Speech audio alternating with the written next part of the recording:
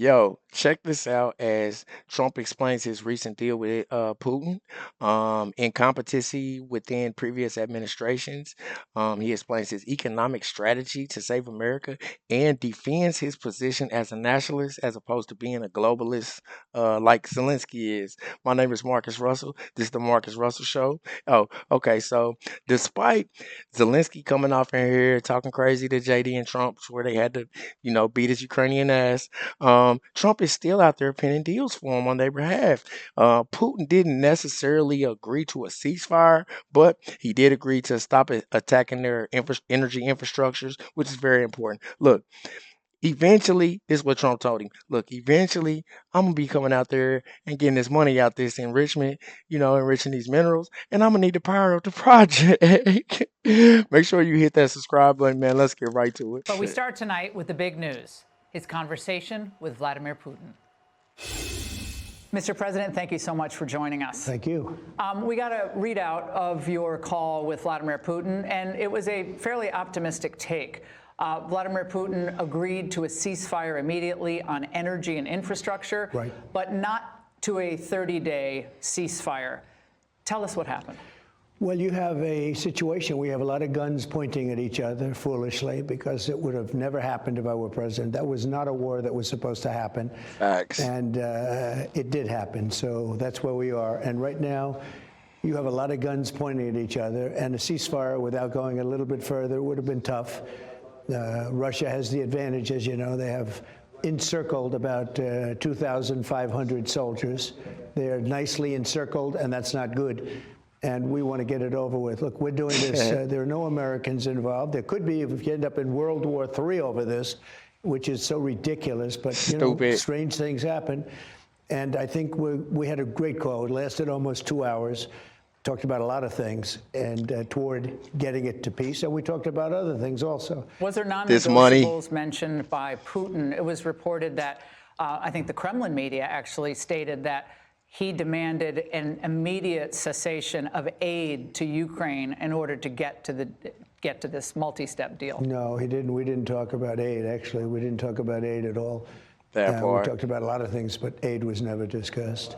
In the readout, it also stated that both sides want to get to an improved bilateral relationship, the United States and Russia. That's true. Facts. How can we trust that Vladimir Putin actually wants that, in that he's not also being influenced at the same time by his close friend, President Xi of China? Well, look, we have our own discussions with President Xi of China, and he wants to get along also, and he's looking to get along, and we're looking to get along with him. And we will. We have a problem of trade where we have a very big imbalance with China. We owe them money. With Russia, we don't have that much trade, and they'd like to, and we'd like to also. They have some very valuable things for us, including very big forms of rare earth. They have a lot of earth. They have a big chunk of real estate, actually the biggest in the world for a country, by far. And on that, they have things that we could use, frankly, and minerals that other people could use.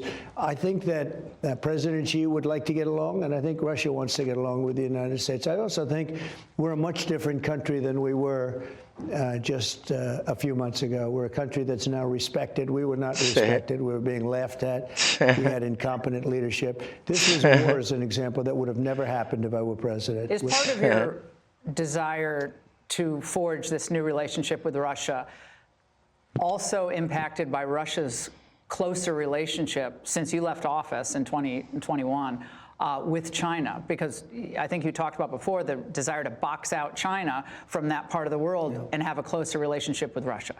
So as a student of history, which I am, and I've watched it all, the first thing you learn is you don't want Russia and China to get together. With that being said, no, Facts. It's not a big part of it, but maybe that'll happen or maybe it won't. Obama really forced them together through energy and bad energy policies. And what he did, so many different things. He forced a marriage which would never have taken place. It was not a natural. And for one reason, Russia has tremendous land, a lot of land, and China doesn't have enough land. Russia has a much smaller population than China. And it's sort of it was always a natural enemy situation. They're probably friendly now, but we're going to be friendly with both. I think we're going to be friendly with both.